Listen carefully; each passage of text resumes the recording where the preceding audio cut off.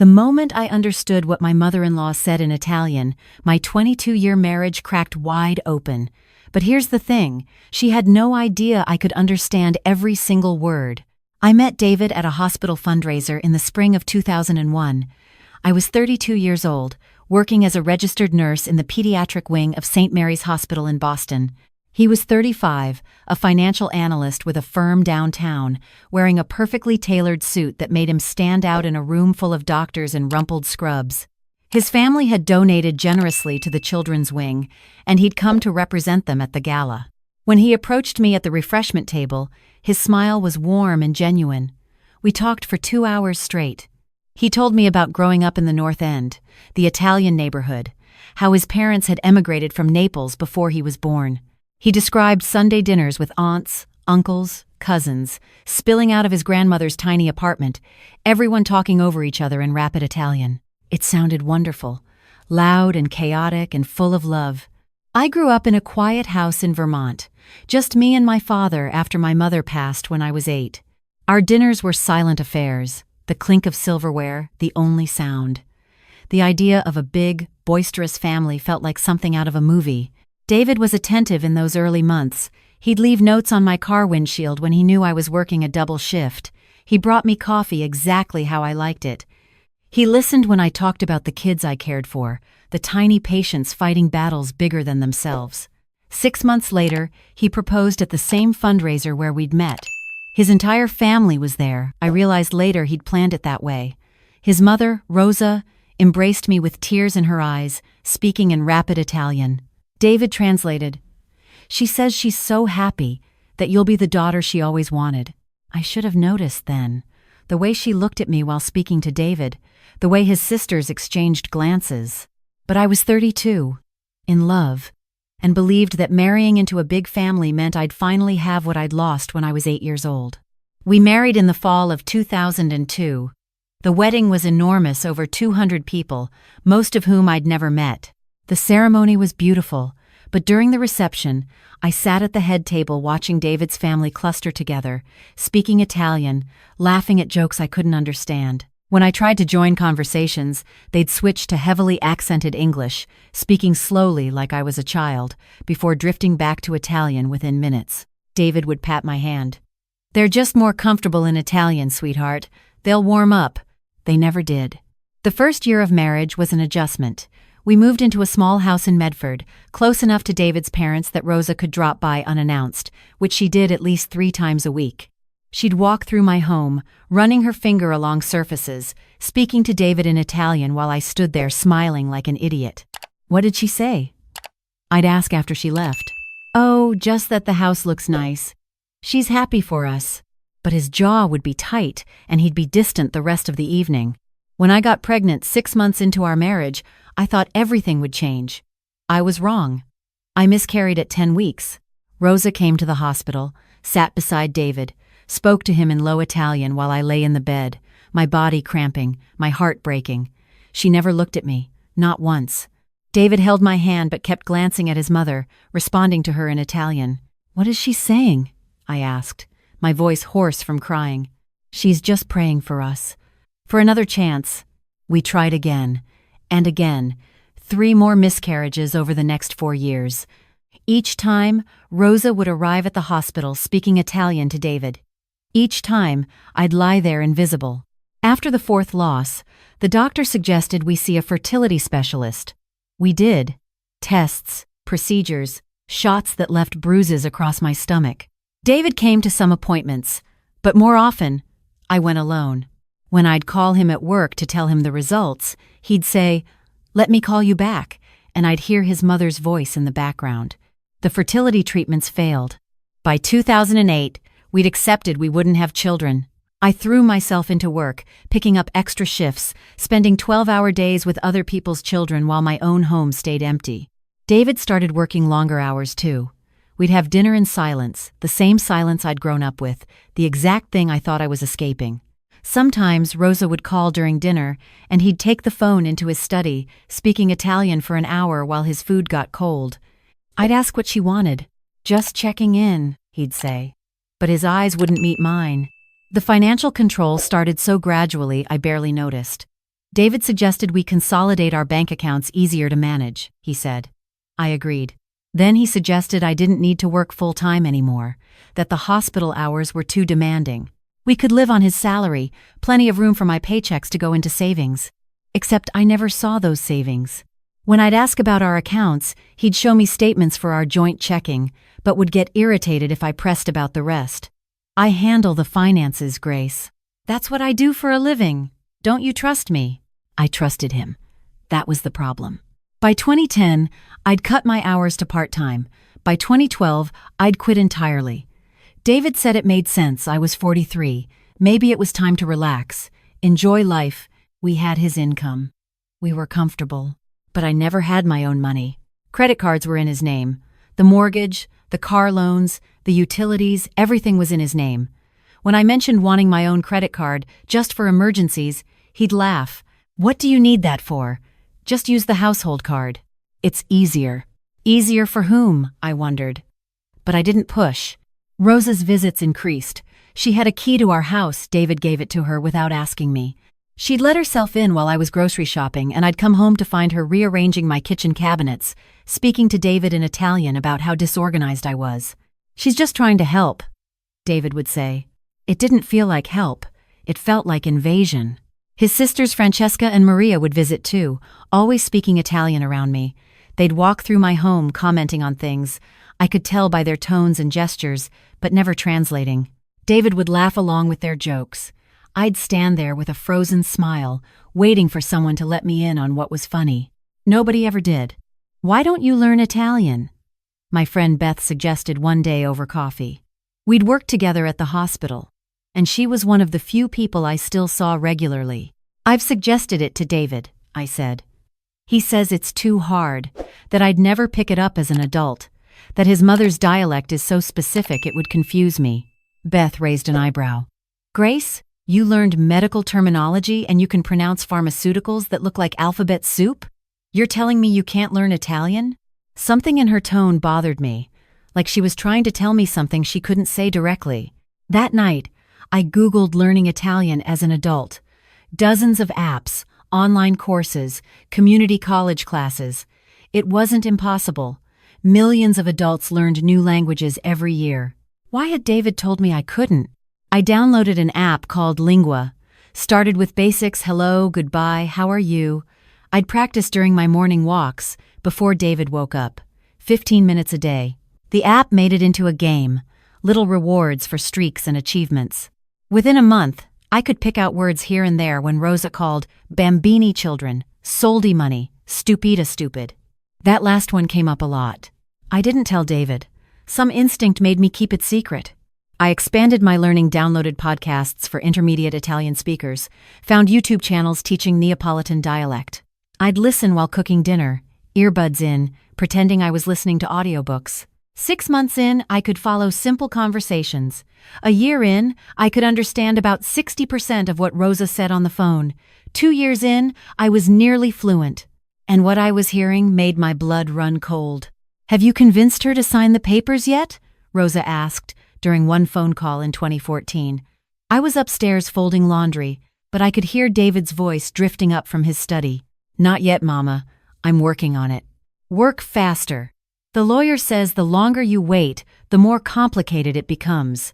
She should have nothing. She brought nothing to this marriage. I know, Mama. I know. What papers? What lawyer? I started paying closer attention. During Sunday dinners at Rosa's house, mandatory events I couldn't escape, I'd sit quietly while the family spoke Italian around me. They thought I was ignorant. I let them believe it. She's useless, Francesca said one night, gesturing toward me with her wine glass. 20 years and not one grandchild. What good is a wife who can't even do that? It's not her fault, David said, but his voice lacked conviction. Isn't it? Rosa cut in. 4 healthy babies from Maria, 3 from me before you. The problem isn't our blood. They all looked at me. I kept my face blank, like I couldn't understand, and reached for more bread. You should have listened to me from the start, Rosa continued. I told you that American girl wasn't right for you. Too thin, too cold, no fire. A real Italian woman would have given you sons by now. Mama, please. Don't, Mama, please me. You're 48 years old, Davide. When I was your age, I had grandchildren. You have nothing but a barren wife and my money tied up in her name on that house. My hand froze on the breadbasket. The house was in both our names. Was that what the papers were about? I started finding documents. David was careless, or maybe he thought I was too stupid to understand what I was looking at. Pension statements showing my name removed as beneficiary. Life insurance policies I didn't know existed, with Rosa listed as the recipient. Meeting notes from his financial planner about asset protection in case of divorce. He was planning to leave me. Or he was planning something worse, making sure that if our marriage ended, I'd have nothing. 22 years. I'd given him 22 years. I'd lost 4 babies. I'd given up my career, my financial independence, my identity, and all along, he and his family had been plotting to ensure I'd walk away with nothing. The breaking point came on our anniversary. October 15th, 2024. 22 years married. I was 54 years old. David had planned a party, his idea, which should have been my first warning. He never planned parties. Rosa's house was full of relatives, the dining room table covered in Rosa's famous dishes. I wore a navy dress David had bought me, styled my hair the way he liked it. I was the perfect wife. I'd spent 22 years perfecting the role. After dinner, I was in the kitchen helping clear plates, something Rosa normally never allowed, but she disappeared with David and his sisters into the den. I should have stayed in the kitchen, should have kept washing dishes and stayed ignorant. Instead, I walked quietly down the hall. The den door was slightly open. They didn't hear me approach over their animated conversation. "So when will you do it?" Rosa was asking in Italian. "You've waited long enough, Davide." "Soon, Mama. I promise. After the holidays. I'll tell her after Christmas." "Tell her what?" Francesca asked. "That you're leaving her? Or that you've already met someone else?" My heart stopped. "Both," David said. "Julia understands family. She wants children. Her parents are friends of Mama's from the old neighborhood. It's a good match. Unlike this one," Maria muttered. 22 years wasted. "Not wasted," David said, and I heard ice clinking in a glass. "The house is almost paid off. My retirement accounts have tripled. Her name's not on any of it anymore, the lawyer made sure of that. When I file, she gets nothing. Maybe a small settlement to avoid court, but nothing substantial." "Good," Rosa said. "She deserves nothing. Walking around my house all these years like she belongs here. Never learning our language, never making an effort. At least Julia speaks proper Italian." They laughed. All of them. Laughing about how they'd played me. How I'd been too stupid, too trusting, too American to see what was happening right in front of my face. I stood frozen in that hallway, 22 years of my life replaying in my mind. Every Sunday dinner where I'd smiled through conversations I couldn't understand. Every time Rosa had rearranged my kitchen and I'd said nothing. Every time David had told me not to worry about the finances, that he'd handle it. Every time I'd felt like an outsider in my own marriage and convinced myself I was being paranoid. I wasn't paranoid. I was blind. "Grace?" David's voice. He'd stepped out of the den and found me standing there. "What are you doing?" They all spilled into the hallway. Rosa, Francesca, Maria, all staring at me with varying degrees of surprise and concern. I could have pretended. Could have smiled and said I was looking for the bathroom. Could have bought myself more time.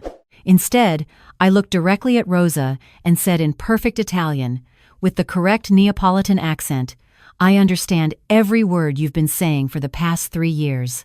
You could have heard a pin drop. Rosa's face went white. Francesca's wine glass slipped from her hand and shattered on the tile floor. Maria gasped. David just stared, his mouth opening and closing like a fish. "Scusa?" Rosa finally whispered.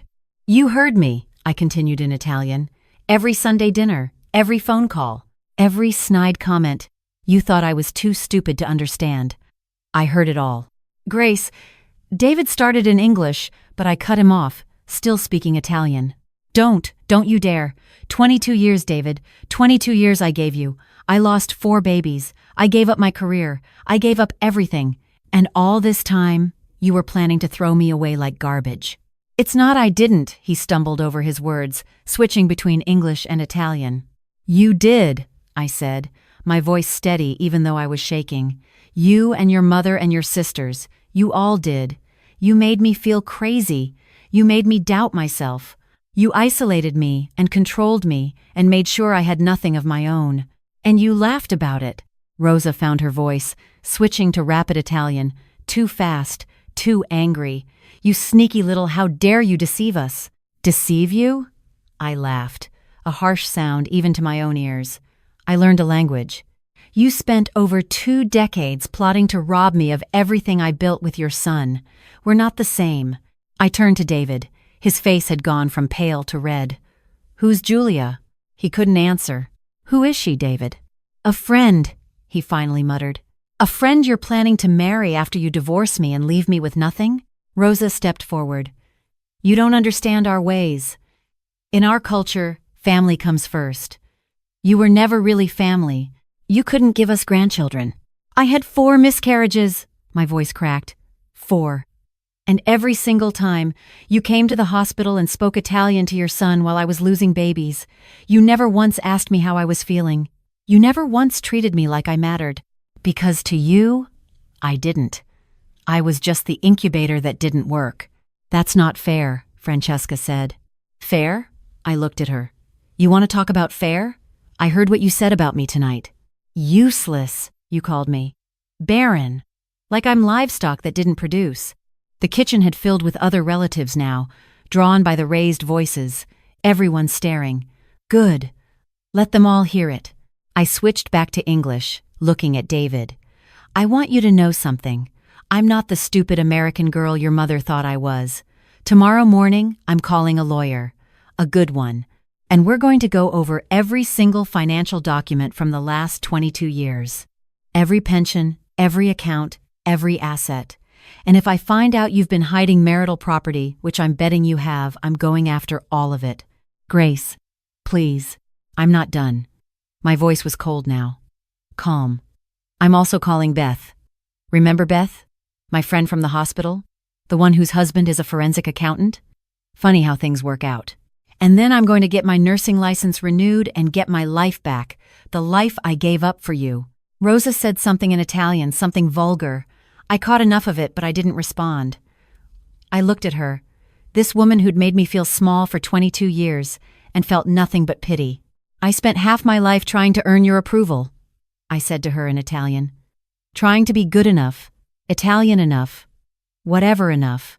I realize now I was always enough. You just needed someone to look down on to feel superior. I turned and walked toward the front door. David followed me. Where are you going? Anywhere but here. Grace, please, let's talk about this. I spun around. Talk? Now you want to talk? After 22 years of shutting me out of every conversation that mattered? After planning to divorce me and marry some Italian girl your mother picked out? After making sure I'd have nothing when you left? I wasn't going to leave you with nothing. Liar. The word came out flat. I heard you, David. I heard exactly what you said. She gets nothing. Those were your words. He couldn't meet my eyes. I walked out of Rosa's house and got into my car. Well, the car registered in David's name. I'd discover later. I drove to Beth's house. She took one look at my face and pulled me inside. Tell me everything, she said. So I did. The next morning, Beth's husband gave me the name of the best divorce attorney in Boston, Patricia Chen, a woman known for taking on men who hid assets. By Monday afternoon, I was sitting in Patricia's office, laying out everything. How much documentation do you have? Patricia asked. Copies of everything I could find. Bank statements, insurance policies, pension paperwork. My husband's not as careful as he thinks he is. Patricia smiled. It wasn't a nice smile. Good. Massachusetts is an equitable distribution state. If he's been removing you from accounts and hiding assets, that's going to be a problem for him. It took 8 months. 8 months of depositions and document requests and David's increasingly panicked phone calls. Rosa hired her own lawyer to try to claim that certain assets were family money and not marital property. It didn't work. Turned out David had been very busy. He'd opened accounts in his name only. Funneled money from our joint account into them over years, removed me from his pension beneficiaries, taken out a life insurance policy, and made Rosa the beneficiary. Even tried to refinance our house to remove my name from the deed, thank God that one hadn't gone through yet. But here's the thing about Massachusetts law. It doesn't matter whose name is on what, if the assets were acquired during the marriage. It's all marital property. Every penny David tried to hide, Patricia clawed back. The house, I kept it. Half his pension, half his retirement accounts, spousal support for 3 years while I got back on my feet. And because he'd so thoroughly tried to defraud me, the judge wasn't in a generous mood. David ended up with far less than he would have if he'd just been honest from the start. Rosa was in court the day of the final hearing. She sat behind David, glaring at me with pure hatred. When the judge read out the settlement terms, she gasped. Started speaking rapid Italian to David, loud enough that the bailiff had to tell her to be quiet. I caught the words, "told you," and "that witch," and "destroy her." I looked at her and smiled. Just a small smile. Enough for her to know I'd understood every word. The divorce was finalized in June of 2025. I was 55 years old. I'd spent 22 years married to a man who'd planned to discard me like trash. 22 years trying to belong to a family that never wanted me. 22 years making myself smaller and quieter and more compliant. It took me 3 months to renew my nursing license. 6 months to find a position part-time at first, then full-time when I realized how much I'd missed it. The children's wing at a different hospital this time. A fresh start. Beth's husband helped me untangle my finances, get my own credit cards, my own accounts, my own financial identity. Simple things most people take for granted. Things I hadn't had in over 2 decades. I kept the house but sold it a year later. Too many memories. Too many Sunday dinners. Too many nights lying awake wondering what David was saying to his mother about me. I bought a condo in Cambridge instead. Smaller, manageable, mine. I ran into Francesca about a year after the divorce at a grocery store. She pretended not to see me, but I walked right up to her cart. "Francesca," I said in Italian. She flinched. "I don't want to talk to you." "That's fine. I just want you to know something. I hope you never find yourself in my position married to someone who makes you feel worthless while planning to destroy you. But if you do, I hope you're brave enough to save yourself." She stared at me, her face flushed. "You took everything from my brother." "No," I said. "I took what was mine. There's a difference." I heard through Beth, small city, word gets around that David did marry Julia. Quick wedding, small ceremony, just family. She got pregnant within 6 months. Rosa finally has her grandchild. I wish them well, genuinely. Not because I'm bitter or sarcastic, but because I truly don't care anymore. That chapter is closed. I'm 60 now. I work 40 hours a week at the hospital. I have my own money, my own life, my own decisions. I travel when I want to, something I never did with David because Rosa always needed us nearby. I started taking art classes. Terrible at it, but I don't care. It's mine. I think about that night at Rosa's house sometimes.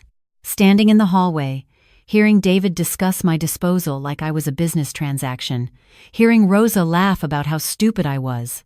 The thing is, I wasn't stupid. I was trusting. There's a difference. I trusted that when someone says I love you, they mean it. I trusted that marriage meant partnership, not ownership. I trusted that family meant acceptance, not just blood. I was wrong about David's version of those things, but I wasn't wrong to want them. If I could go back and talk to my 32-year-old self at that hospital fundraiser, watching David walk toward me with that warm smile, I'd tell her to run. I'd tell her that charm isn't the same as character. That love bombing isn't the same as love. That isolation disguised as intimacy is still isolation. But I can't go back. None of us can. What I can do is tell my story. Tell other women who feel crazy, who doubt themselves, who wonder if they're imagining the way their in-laws exclude them or their husbands dismiss them. You're not imagining it. Trust your instincts. And learn the language. Whatever language they're speaking around you, learn it. You deserve to know what's being said in your own life. I'm 60 years old. I thought by now I'd be a grandmother, hosting Sunday dinners for my children and their families. Instead, I'm single, child-free, and working full-time. And you know what? I'm happy.